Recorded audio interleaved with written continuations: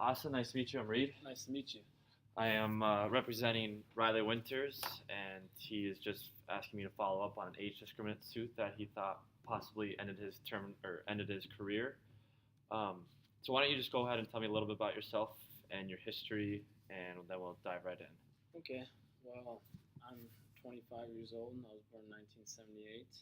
I graduated from University of North Dakota in 2000 with a degree, bachelor's degree in English.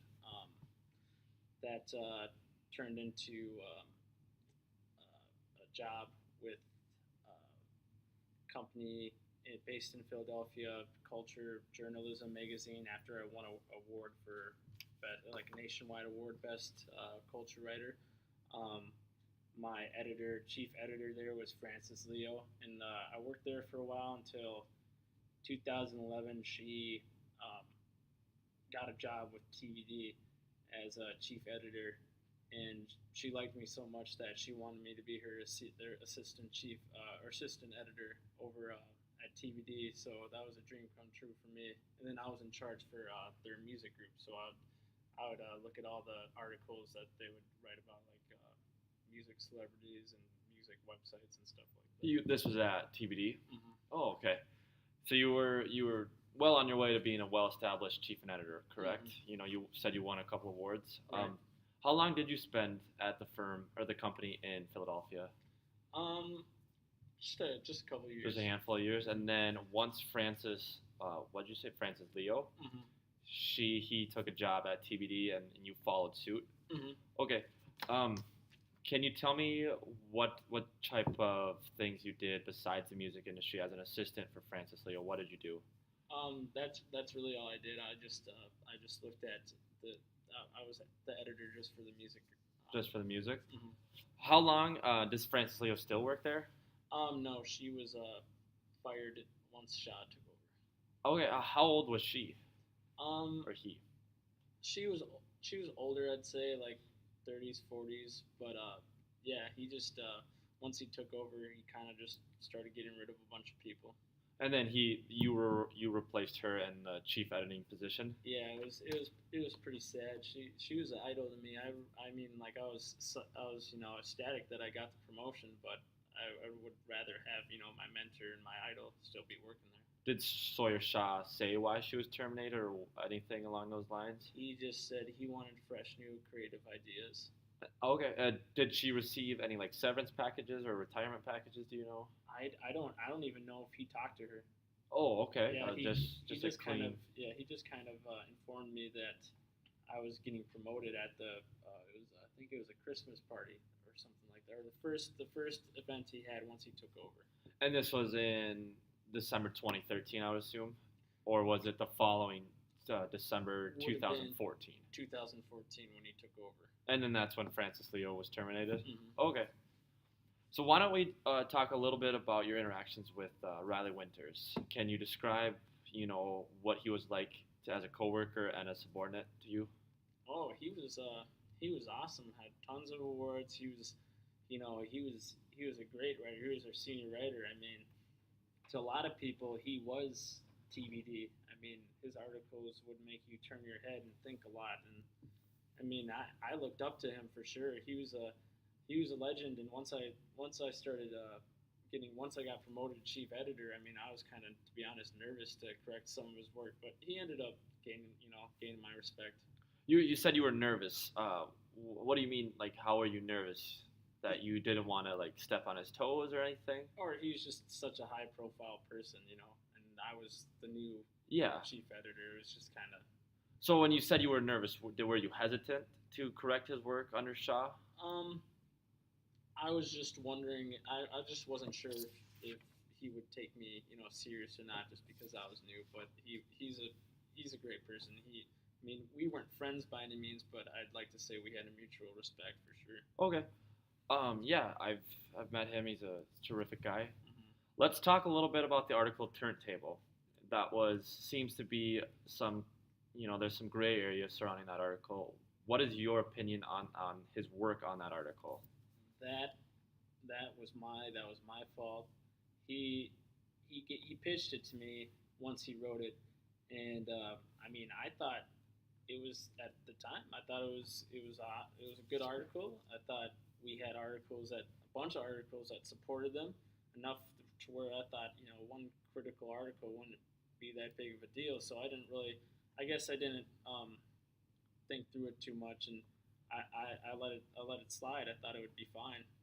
Yeah, and so you say you want to take responsibility for that poor article. Yeah, that was. I mean, I didn't know it was going to be. I didn't think it was going to be an issue. Okay. Did you were you aware that Turntable is one of the biggest supporters and advertisers for TBD Yes, at the time? yeah, I was aware. Were you also aware of the interactions that the owner of Turntable threatened to remove their advertising if not Shaw, I'm sorry, Riley Winters wasn't fired? I was not. I am not. Was not aware of that. Okay. All right. So there was an email interaction between Sawyer Shaw and another person that represented Turntable, and that said if Riley Winters was not terminated, they would be pulling all their advertising. Really?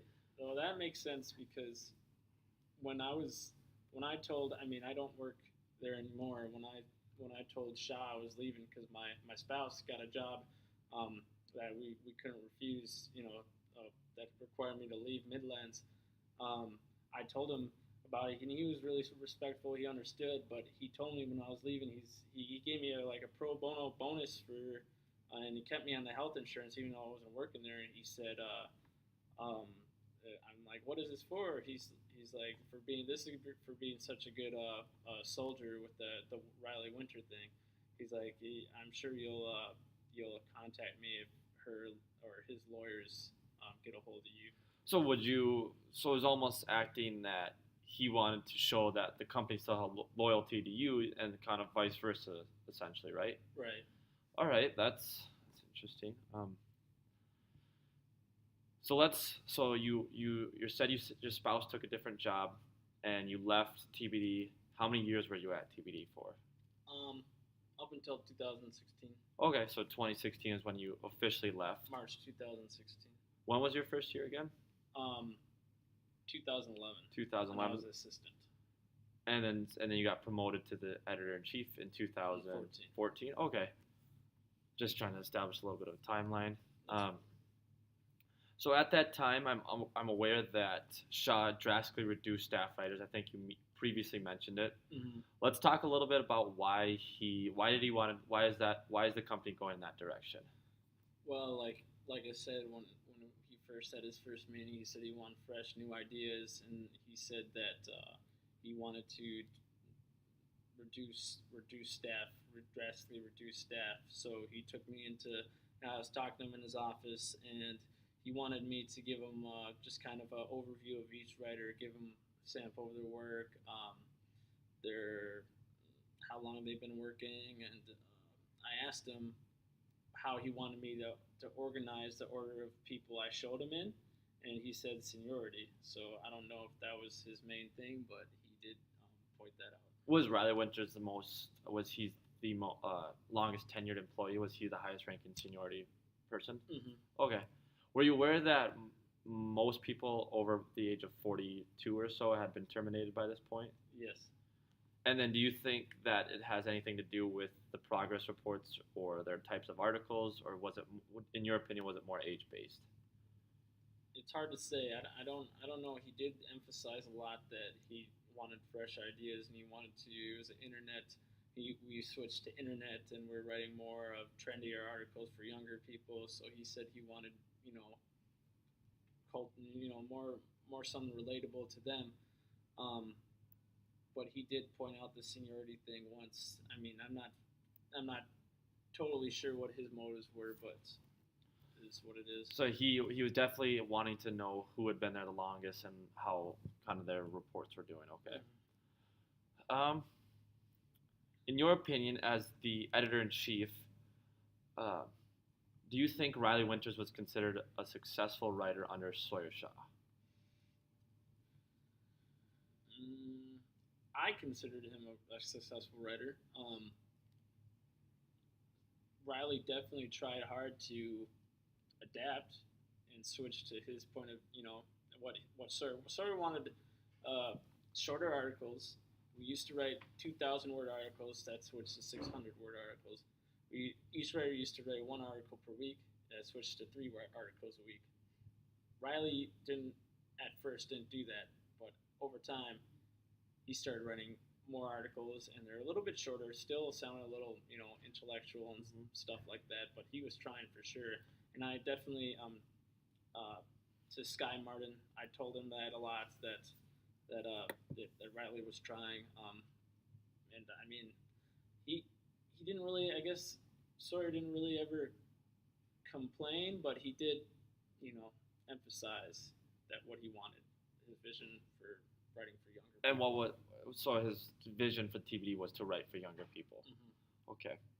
And so you saw an attempt, a gradual change by Riley Winters to adapt to the new writing style. Right. Okay.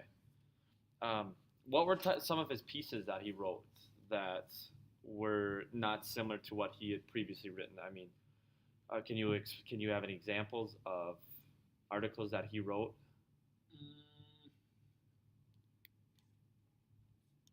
Not that I can recall Okay. right now, but I mean the music one definitely was a little different.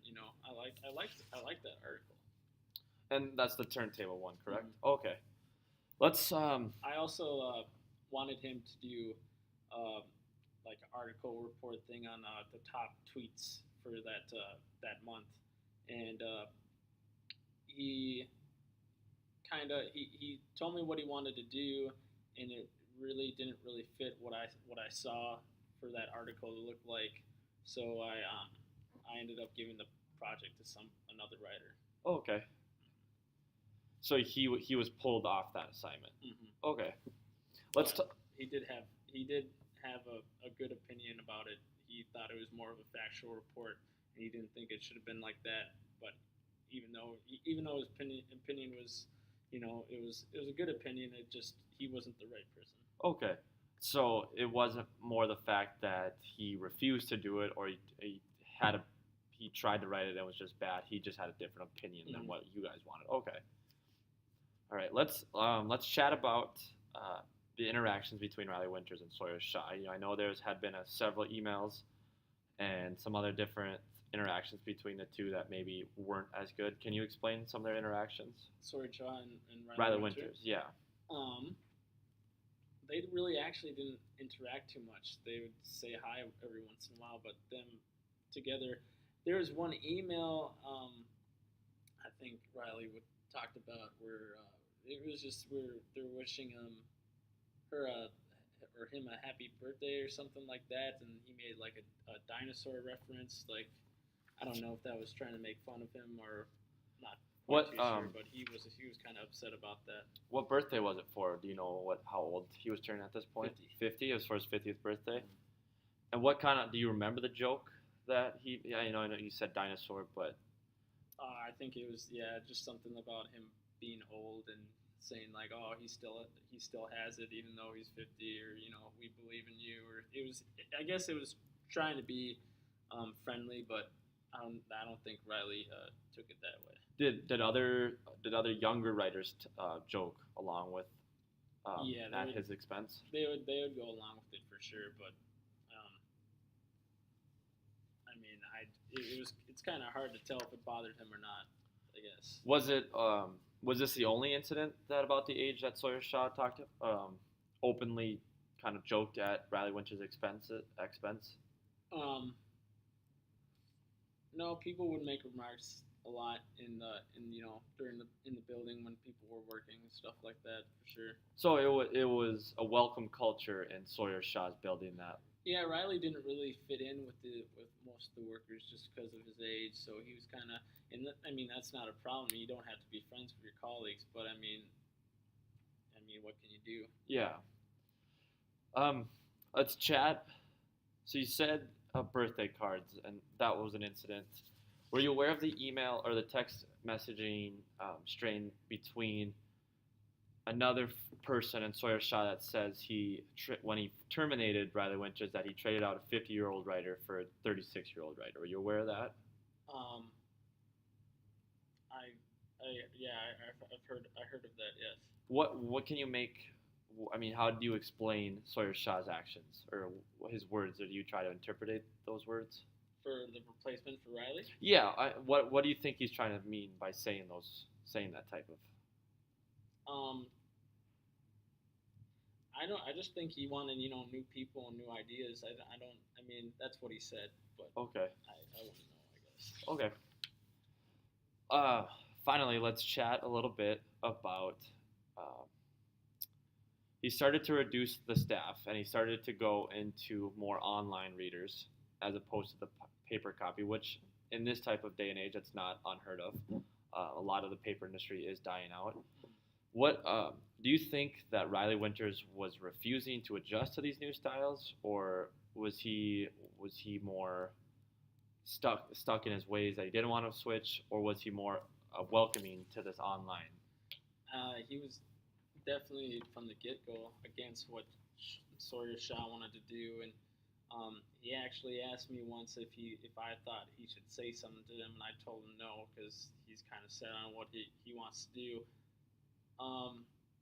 It took him a while. I mean, he'd been working there for a long time since I think 1990 or something like that. So I mean, it's hard to change completely how you write in just over a year span of a year or two. Um, but he towards the end he was trying for sure. But I don't know why exactly he was let go. But And he was let go, um, December, the Christmas party, 2015, correct? mhm. Were you aware that his replacement was about 20 years younger and less decorated than he was at the time? Yes, I was aware. But I mean, I had heard about him before. I heard he was pretty talented. I heard he was decently skilled. I guess. Oh, I don't well, know what Shaw said. it's London Green or Landing Green, correct? Mhm. And so it's interesting that a company that was as successful as TBD that replaces all these older staff members with very young, inexperienced people. Can you attest to why Sawyer Shaw maybe did some of those choices? Um, I think he just wanted. He just was really set on getting younger Okay. people and Okay. reducing staff, and maybe it was a cost thing. Maybe he didn't want to have to pay a bunch of people a bunch of money or something like that. Okay. Yeah, I Hire could I newer people. definitely see that. So let's switch gears and let's chat. Finally, let's just talk about the termination of Riley Winters. I know it's at the Christmas party. I just brought it up. You said earlier that you were responsible for the turntable article that, as editor in chief, that you should have been watching and editing better a little bit about what direction articles could go in. Um, were you in the meeting that terminated Riley Winters? Yes, Sawyer gave me a letter for Riley's termination, and I called Riley into my office, and I gave him the letter about his termination. Riley got pretty emotional, and I returned to the, the meeting. I think it was a Christmas meeting or Christmas party or something like that, and I was pretty bummed out. I didn't really feel like celebrating at all, but that's when he informed us that Landon Green was his replacement. Did you stick up for Riley Winters when he was terminated? Did you say anything to Sawyer Shaw? I mean, not no, I didn't. I mean, I was getting paid a decent amount of money, so I mean, I'm not gonna jeopardize my job Yeah, I for mean that. he's the CEO. It's intimidating. It's kind of his choices. Um, in the events that followed after his termination, were there any conversations that you had with Sawyer Shaw via emails, maybe that you discussed Riley Winter, or was it just a clean break from there? It was a clean break from there for sure. Okay. Um, were you aware that he has now developed PTSD and he can't really work right now, Riley Winters? I did not know that. Okay. All right. If that's all we have for TV right now, do you mind if we just briefly talk about maybe any exhibits that you're aware of? Exhibits. Um, I know there is a I think it was Exhibit 3 that the personnel policy that I signed, and it was Riley's name was on it, so Riley definitely signed a personnel agreement, or you know. Under the Sawyer Shaw's new ownership. Okay. Um, in the interrogatories that were sent to TBD, it says that um, state all the reasons why you believe that Riley Winters was terminated, and most of the reasons were it was job related. Is it still your opinion that it was job related Mm, or performance related? it, I'd say so. Yeah. Okay. Okay. Uh, Maybe the music thing had a little bit to do with it, but I mean, I wouldn't think so. I mean, I'm the one who signed off on it, so if anything, I feel like it should have been my fault, but I don't know.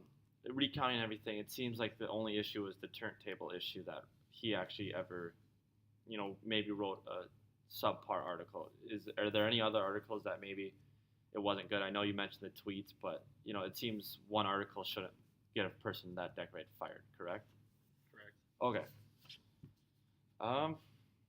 Well, we'll be in touch, Mr. Perez. We're going to speak with Sky Martin as well, and then we're going to talk to some other people at TB. So thank you for coming in, and we'll be in contact. Okay, thank you.